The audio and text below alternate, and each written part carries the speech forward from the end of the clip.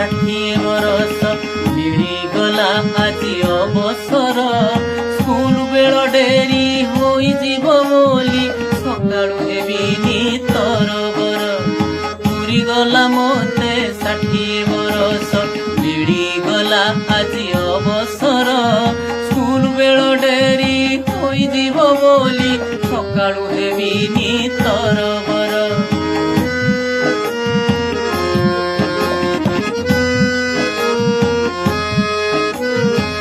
ବିଦ୍ୟାଳୟ ଘଣ୍ଟି ପ୍ରାର୍ଥନାର ସ୍ୱର ଶୁଣିବନି ଆଉ କାନ ମୋର।